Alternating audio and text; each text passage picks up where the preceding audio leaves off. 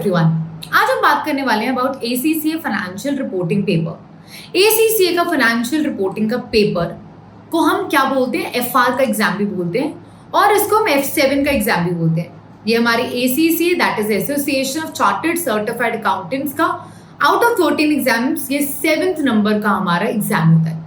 इसको हम F7 भी पहले अर्लियर बोलते थे, बट अब इसको फाइनेंशियल रिपोर्टिंग या एफआर करके स्टूडेंट्स मेजोरिटी में इसको टर्म करते हैं। अब आपको सबसे पहली बात ये समझनी है कि ये कौन से लेवल का एग्जाम है।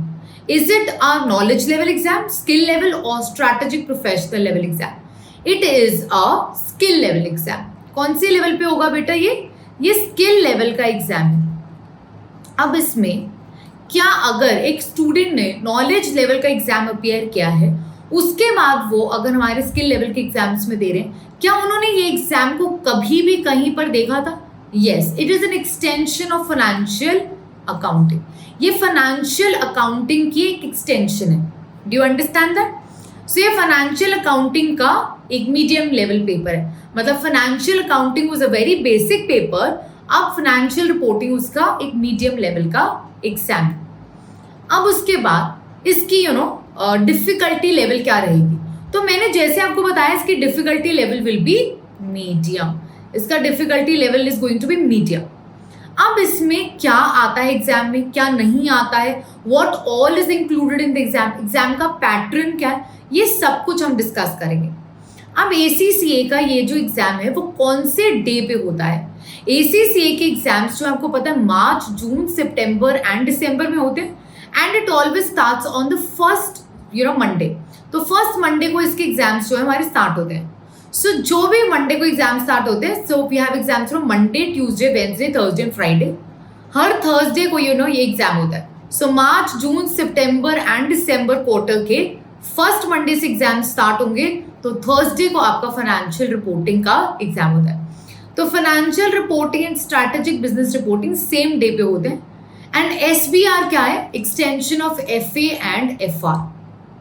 अब मेजॉरिटी स्टूडेंट्स को इसके ऊपर एग्जेम्पशन की बात कर रही हूँ, एग्जेम्पशन नहीं मिलती है। मेजॉरिटी स्टूडेंट्स को इसके ऊपर एग्जेम्पशन नहीं मिली होती है FR में। बट अगर आप एग्जेम्पशन कैलकुलेटर पे कैलकुलेट करके आप एलिजिबल हो तो आप FR का एग्जाम नहीं दे रहे हो। बट अगर आप दे रहे हो तो आप इस एग्जाम को आराम से प्रिपेयर करें। अब क्या ये एग्जाम एक क्वार्टर की प्रिपरेशन में हो सकता है? फॉर एग्जाम्पल मैंने मार्च में एग्जाम दिया, अब जून में मैं FR अपेयर करना चाहती हूँ, क्या इस एग्जाम को मैं कंप्लीट कर पाऊंगी या क्लियर कर पाऊंगी 2 मंथ्स ऑफ प्रिपरेशन में? आंसर एक एब्सोल्यूट यस है। क्या ये एग्जाम को मैनेज करना डिफिकल्ट है? Absolutely no. ये बहुत ही सिंपल एग्जाम है, इसकी पास परसेंटेज भी बहुत अच्छी है। So ma'am what is the pass percentage of this exam? Close to 50% रहती है, 48 to 52 की रेंजिंग में ये परसेंटेज इसकी रहती है रिजल्ट की। बहुत ही अच्छी पास परसेंटेज इस एग्जाम की रहती है। अब इसके एग्जाम का पैटर्न क्या होता है? सो बहुत बार students want to just know ma'am exam का पैटर्न बता दो। So please try and understand ACCA के सारे स्किल लेवल के एग्जाम्स में other than audit and assurance 60% objective रहता है। एंड क्या उसमें नेगेटिव मार्किंग होती है? एसीसीए के किसी एग्जाम में भी नेगेटिव मार्किंग नहीं होती है। एंड 40% इसके क्या रहते हैं? Long question. तो लॉन्ग क्वेश्चन आपको कितने आएंगे? आपको 2 क्वेश्चंस लॉन्ग आते हैं। सो इसको एक बार आराम से समझते एग्जाम पैटर्न को। So let's just try and understand this exam pattern in a very easy way. तो यहाँ पे हमारे पास क्या होगा? यहाँ पर what are we going to get in the ACC financial reporting exam. इसका एग्जाम जो है 3 पार्ट्स में डिवाइडेड होता है, A, B एंड C। ये कितने मार्क्स का एग्जाम होगा? 100 मार्क्स का।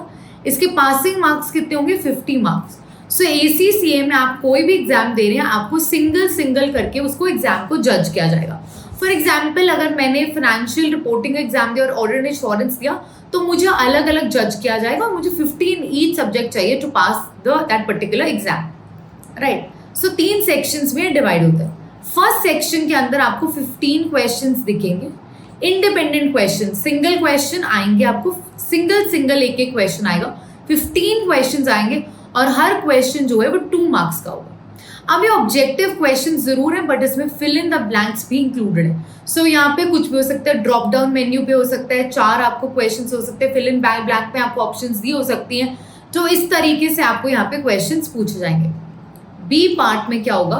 बी पार्ट में आपको केस होंगे, ठीक है, आपको केस होंगे, कितने केस आएंगे आपको, 3 केस आएंगे. So about every single case will have 5 questions and वो 5 क्वेश्चन 2 मार्क्स ईच होंगे. सो यहाँ पे 10 मार्क्स का आपको एक सिंगल केस आएगा. सो you will gate 3 cases, right. So her case जो है उसमें से 5 क्वेश्चंस आएंगे उस केस के रिलेटेड, 2 नंबर का क्वेश्चन होगा and you will end up getting 10 marks in every single question. तो आपको सेक्शन ए कितने का हुआ, section A is for 30 marks, section B is also for 30 marks. So section A and B is objective and section C is from the long questions. तो कितने long questions होंगे, 2 long questions and 20 marks each से ये long questions आते हैं. अब और भी बहुत सिंपल क्वेश्चन, ये लॉन्ग क्वेश्चंस कौन से एरिया से आते हैं. तो यहाँ पे इसके ऊपर थोड़ा सा समझ लेंगे. हमारे पास ACCA के अंदर इसको समझने के लिए I will just get back to this again, but इसको समझने के लिए एग्जाम का सिलेबस क्या है उसको हम समझ लेते हैं. तो एग्जाम के सिलेबस में आपको क्या होगा, एग्जाम के सिलेबस के अंदर यहाँ पर आपको फाइनेंशियल रिपोर्टिंग का एग्जाम है, तो आपको फाइनेंसेस के बारे में, फाइनेंशियल रिपोर्टिंग कैसे करनी है उसके ऊपर ये बेसिकली एग्जाम है. सो सारे इंटरनेशनल जो आपके पास accounting standards and international financial reporting standards है वो यहाँ पे पढ़ाए जाते हैं. सो यहाँ पर आपके पास एक तो होता है single entity financial statement. Single entity का मतलब क्या हो गया, जो एक सिंगल एंटिटी कॉर्पोरेशन है वो अपनी फाइनेंशियल स्टेटमेंट्स को बना रही है.